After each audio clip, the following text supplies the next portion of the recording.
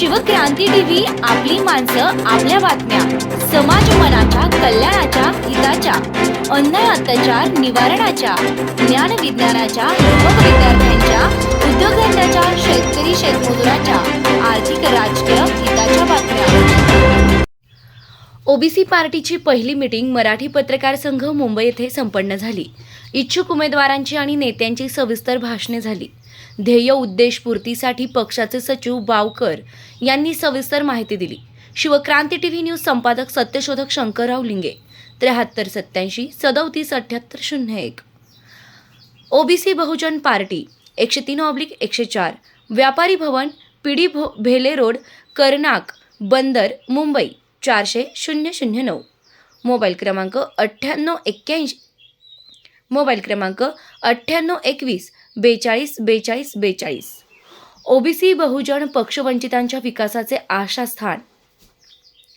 पृथ्वी ही शेषनागाच्या मस्तकावर तरलेली नसून कष्टकऱ्यांच्या व श्रमिकांच्या तळहातावर तरलेली आहे, असे अण्णाभाऊ साठे यांनी ठणकावले होते।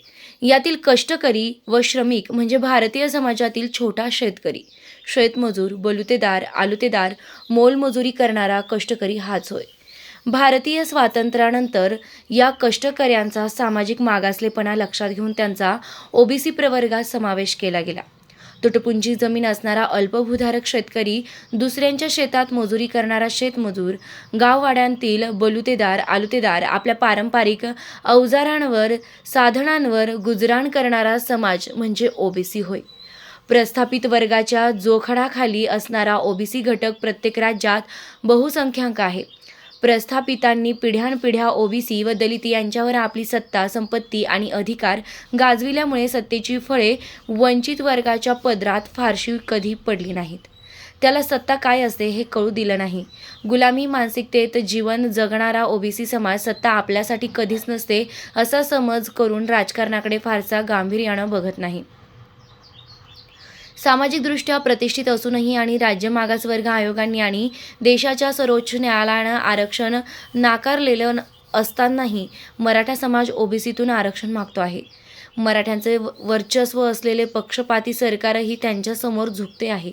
त्यांच्या मागणीनुसार रात्री बेरात्री असंवैधानिक GR काढीत आहे। ओबीसींचा विरोध असतानाही नियम अधिनियमात न बसणारे आरक्षण, सगळे सोयरे आणि गणगोतातील मराठ्यांना बहाल करणारी अधिसूचना केव्हाही निघू शकेल अशी आज परिस्थिती आहे। या उच्च जातीय सत्ताधारी मराठा समाजाची आंदोलने, उपोषणे, सरकारवरील दबाव, जाळपोळ व धमक्या यामुळे सामाजिक विषमतेचा बळी ठरलेला शोषित, वंचित ओबीसी समाज धास्तावलेला आहे, भयभीत झालेला आहे। ओबीसींच्या हिताचा बळी देऊन मराठ्यांचं सरकार मराठ्यांसाठी हवं तसे निर्णय घेत आहे। ओबीसी भटके, विमुक्त, बलुतेदार राजकीयदृष्ट्या जागृत नाहीत आणि संघटितही नाहीत। त्यामुळे आपल्याला कुणीही गांभीर्यानं घेत नाही। राजकीय सत्तेशिवाय आपली सामाजिक प्रगती होणं शक्य नाही हे आता त्यांना कळू लागलंय। सर्वच पातळीवरील परावलंबित्व हीच आपली जीवन जगण्याची रीत आहे। अशा पराभूत मानसिकतेपर्यंत गेलेला हा समाज आपल्या राजकीय हक्कासाठी जागृत होत असताना दिसत आहे। खरे तर कोणतेही आंदोलन अथवा चळवळ न करता डॉक्टर बाबासाहेब आंबेडकर यांनी संविधानाच्या माध्यमातून 70 वर्षांपूर्वीच आपल्याला राजकीय अधिकार दिले होते। पण सत्ता ही समाज विकासाची गुरुकिल्ली आहे हे कळण्यासाठी 2024 साल उजाडावे लागले। ज्यांच्या हातात पिढ्यानपिढ्या सत्ता आहे ते आपल्यासारख्या सत्ता वंचित वर्गाचं शोषण करतो, पिळवणूक करतो, सत्तेचं केंद्र आपल्याकडेच ठेवण्याचा प्रयत्न करतो। हेच आपल्या अधोगतीचं कारण आहे। आपले दुःख, वेदना आणि समस्या एक समान आहेत, पण आपण संघटित नसल्यानं आपली उच्चवर्गीय समाजाकडून सर्वांगाने पिळवणूक केली गेली। आपण बहुसंख्य असतानाही राजकीय अधिकारापासून, सत्तेपासून आपल्याला आजपर्यंत दूर ठेवण्यात आलं। आपल्यावर अन्याय होत असतानाही राजकीय अधिकारापासून, सत्तेपासून आपल्याला आजपर्यंत दूर ठेवण्यात आलं। आपल्यावर अन्याय होत असतानाही तो उघड्या डोळ्यांनी तो पाहण्याशिवाय पर्याय नव्हता। या अन्यायाला वाचा फोडायला पाहिजे असं वाटत होते, पण त्यासाठी योग्य व्यासपीठ नव्हतं। त्यामुळे शोषितांचा आवाज आतल्या आत घुटमळत राहिला। गेल्या काही दशकात आपल्या व्यथा मांडणारा, प्रश्न सोडवणारा एखादा राजकीय पक्ष असावा जो या बहुजनांचा आवाज बनेल, आपल्या शेकडो जातींचे प्रतिनिधित्व करील, आपले अस्तित्व, अस्मिता, सन्मान, स्वाभिमान वाढवेल, अशी अपेक्षा अलीकडे ओबीसींच्या एल्गार मेळाव्यातून व जनमानसातून व्यक्त करण्यात आली. यातून ओबीसी आता स्वतःच्या राजकीय अस्तित्वाची लढाई लढण्यास तयार होत आहे, हे स्पष्ट झालंय.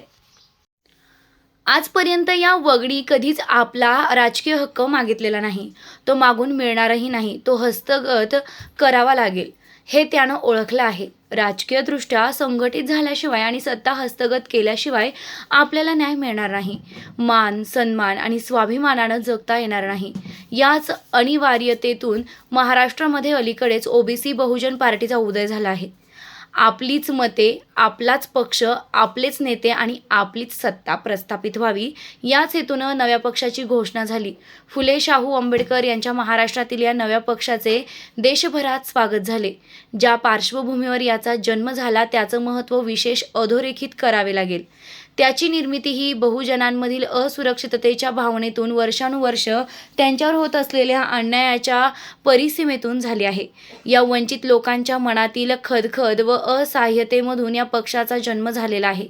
यातून वंचित, ओबीसी, भटके, विमुक्त, बलुतेदार, दलित, आदिवासी व अल्पसंख्याक अधिक संघटित होतील.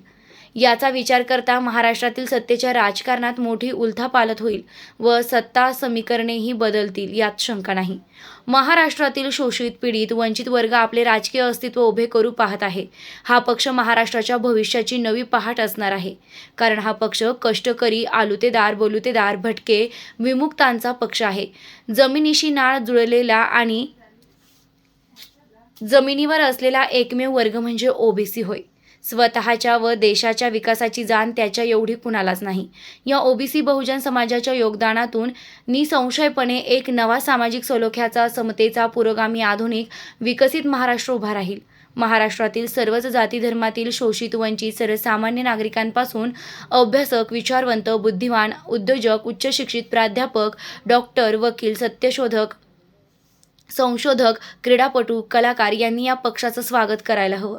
आपण सर्वांनी पक्षपाती प्रस्थापित पक्ष आणि आत्मकेंद्रित प्रस्थापित नेते यांचे नेतृत्व झुगारून तुमच्या आमच्या हक्काच्या पक्षाचे शिलेदार होऊया.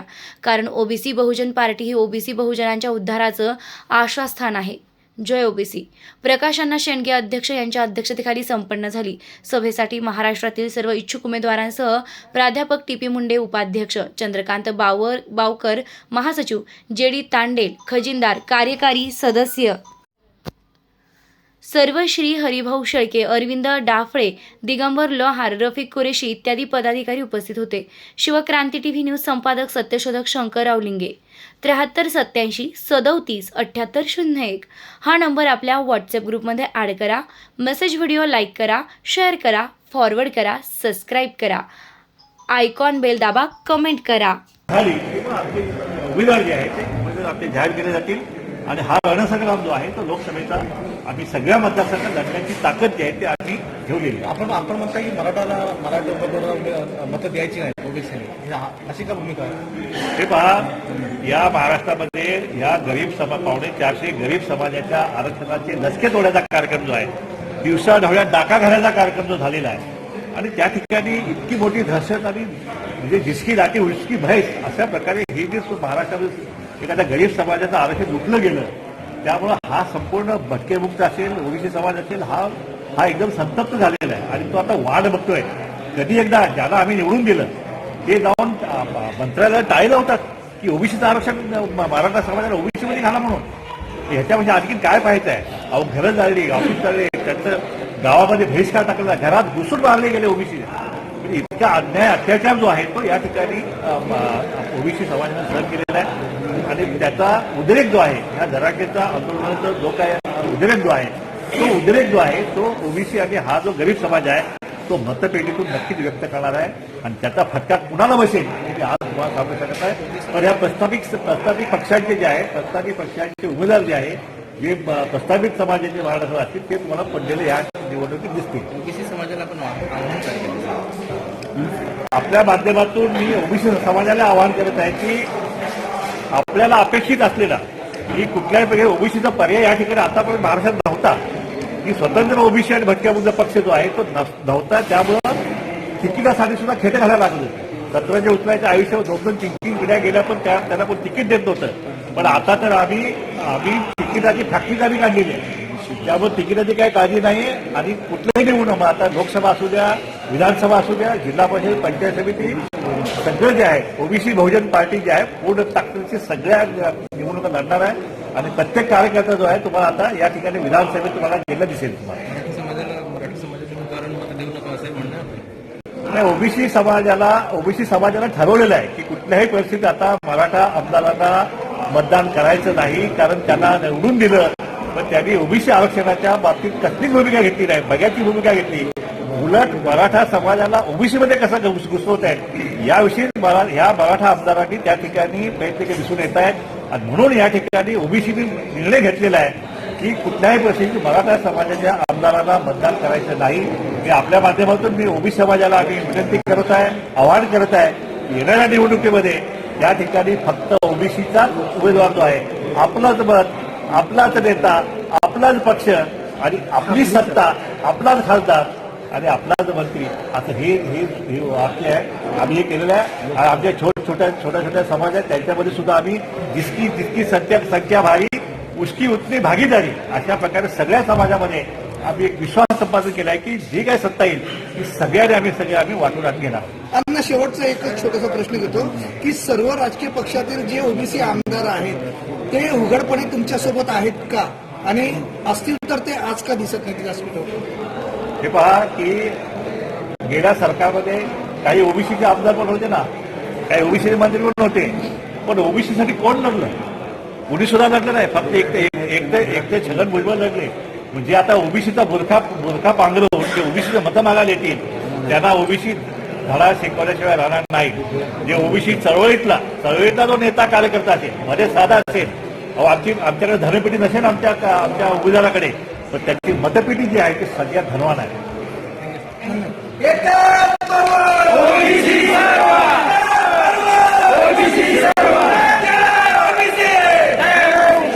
ओबीसी बहुजन पार्टीचा, ओबीसी बहुजन पार्टीचा, ओबीसी बहुजन पार्टीचा.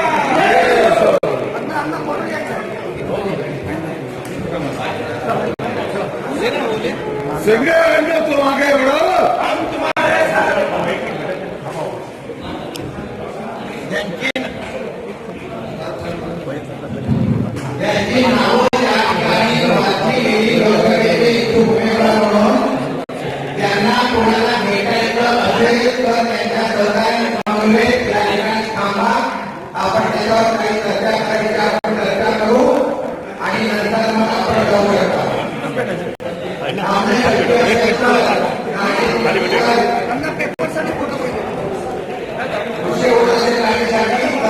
जाऊ शकता.